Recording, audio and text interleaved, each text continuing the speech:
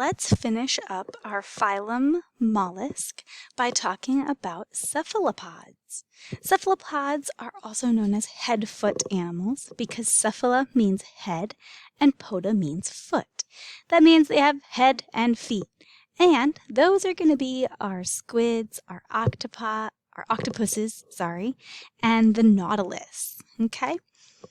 Their muscular foot is actually divided into many tentacles, each with strong suction cups or hooks to capture their prey. Here you can see some of those strong suction cups. All cephalopods live in the ocean and are adapted for swimming, so they can actually move backwards really quickly by expelling water like jet propulsion. So here's a picture of a squid and a nautilus, and both of them have what's called a siphon. And they suck a whole bunch of water in, and then they push all of the water out really fast through the siphon, pushing their body the opposite direction. Think about a balloon. If you were to blow it up and blow it up and blow it up, there's a lot of air in that balloon, but it's all going to come out that small opening when you let go. And when you let go, it flies really fast all around because that pressure of the air in the balloon pushes out that small opening very quickly. Here's a quick video. Our narrator talks very quick, so listen closely.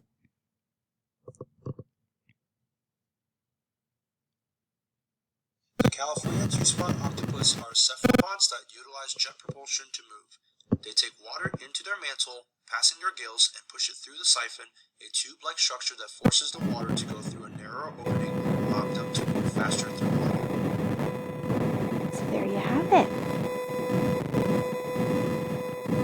Cephalopods are the only mollusk to have a closed circulatory system, meaning they have tubes that actually carry their blood through their body. So far, our bivalves and our gastropods just have had open circulatory systems where the blood just kind of flows and is in the animal. They also have a nervous system with large eyes. They have true eyes and a true brain. So this is the first time we're seeing that sort of development. Here you can see a squid with the one large eye, or an octopus with two. All cephalopods are predators, meaning they eat fish, crustaceans, worms like marine worms, and other mollusks like clams and scallops and snails. They have a radula, which is a powerful beak-like mouth surrounded by tentacles. You can see that bony white surrounding the black sharp beak. All of that together composes of the radula. And you can see how they are surrounded by tentacles on all sides. Let's watch this video of an octopus eating a crab.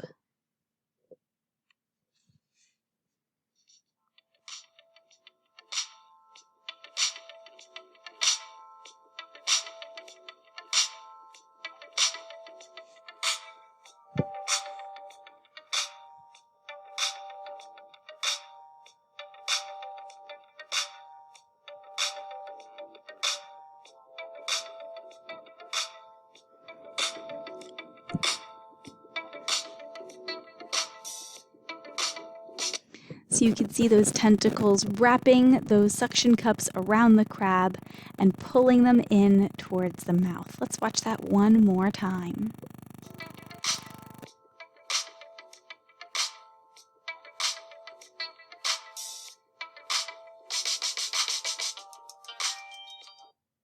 All right. So many cephalopods have an ink sac that ejects a dark liquid to scare off of predators. So you can see that in the picture on the bottom. It's kind of like in Finding Nemo when the little pink octopus goes, "Aw, you guys made me ink." Well, they really do ink.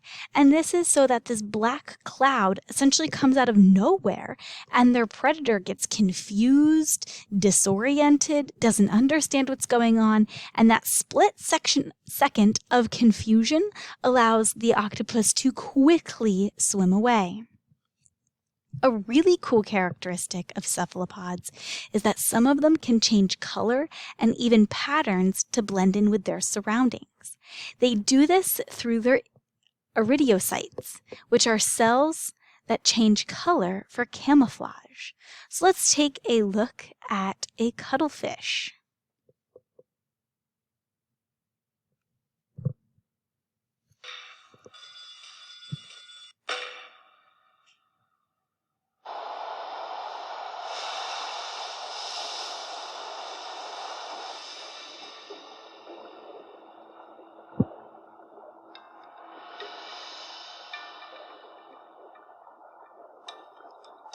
The sea holds a predator both well-armed and well-concealed. The cuttlefish.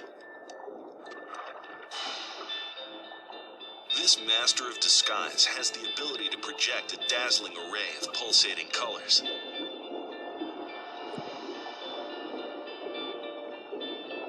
But if that weren't enough, the cuttlefish also has an extraordinary ability to transform the shape of its entire body.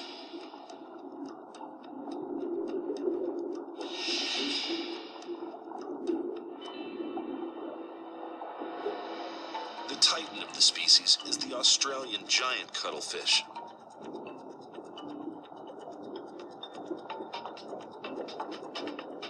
Growing nearly 20 inches long and sometimes weighing more than 10 pounds.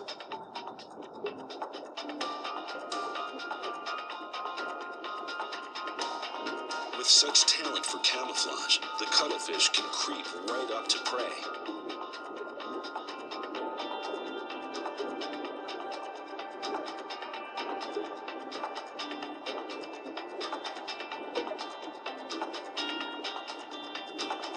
The cuttlefish prepares its main weapon.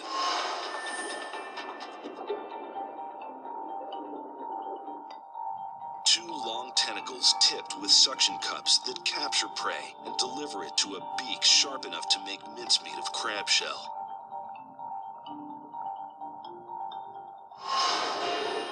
The tentacles fire in a few hundredths of a second. Truly sudden death.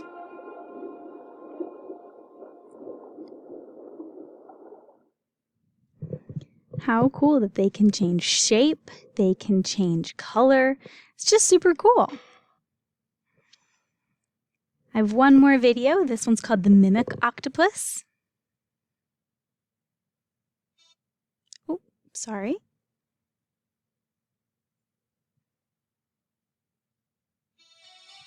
This is the mimic octopus, a master of disguise.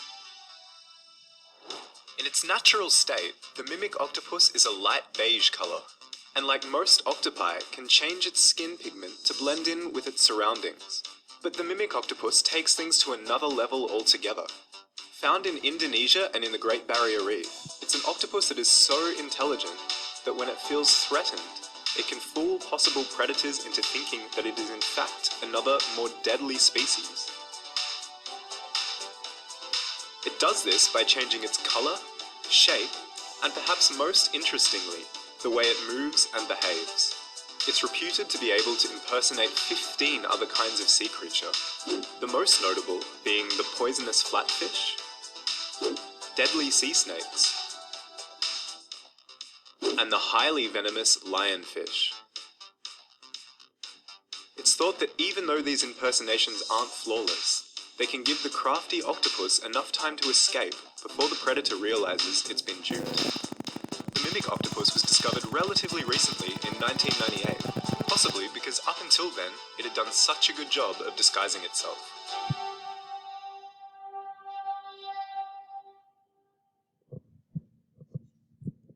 Isn't that awesome? I just think they're cool. So some fun facts about cephalopods. They can swim up to 60 miles per hour. Like, that's how fast you drive on a highway. The giant squid is the largest invertebrate, and it's 60 feet long and 9 feet wide. Look at how long those tentacles are. Some examples of our cephalopods include an octopus. They do not have a shell. Squid and cuttlefish, which have an internal shell up in that top portion. And a nautilus, which has an external shell. Take a moment and label your squid. They have arms and tentacles. Their tentacles are longer than their arms. An octopus actually has 8 arms, whereas a squid has 8 arms and 2 tentacles. The arms are used for feeding, while the tentacles are used for reproduction. The male takes their tentacle and places it inside the mantle of another female squid, and this causes them to reproduce. I have an interesting video for you about how coconut octopuses use a tool. Octopi are generally considered the most intelligent invertebrates on the planet, but coconut octopi are top among their 8 tentacled relatives. While many creatures use objects for shelter, only a few use tools to achieve a certain objective, and these creatures are the only invertebrates known to do so. They gather and carry their shelters and keep them for future use. This is considered very sophisticated behavior. In fact, coconut octopuses are so refined, they don't just crawl, swim, and jet propel themselves like other cephalopods. No, these tentacled creatures walk on 2 legs, almost like a human does. But unlike humans, octopi don't have a rigid skeleton or opposing muscles to allow for walking. But who cares how they do it? For they've got a much more terrifying use for these legs. Hidden in ambush, she has only to wait for the right moment.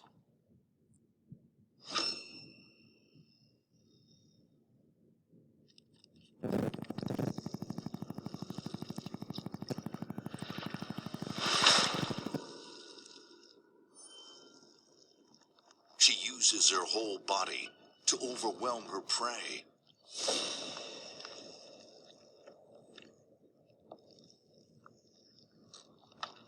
In place of a mouth, she has a razor-sharp beak in the center of her tentacles. As powerful suckers restrain the crab, she pierces its body, injecting a venomous compound to paralyze her prey and digestive enzymes to soften it up. When dinner's ready, she'll suck out the soft bits. All that will remain will be an empty shell. Very cool, right? I have one last video for you. I have a question for you. It's a battle between octopus and crab, and who do you think would win? Well, I think octopus. Really? They're bright. They're very intelligent creatures. Well, you could be right. Of course. You would be, wouldn't you? A spectacular scene, really, captured this video in Western Australia. A spectator there. You can see the crab minding its own business when an octopus jumps out of the water and onto a rock. We don't think this has ever been captured before. It then pulls the crab back underwater, and it's not every day that you see an octopus hunting on land, is it, Issa? Scientists saying, though, it can happen near any shore. Very strong, isn't he? It's a tiny octopus too. You won the argument, which is quite annoying, so I thought the crab. I'm Max Foster in London.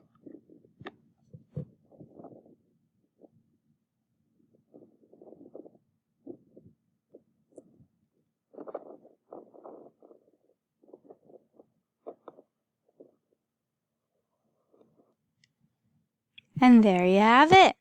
That's all we have for our cephalopods.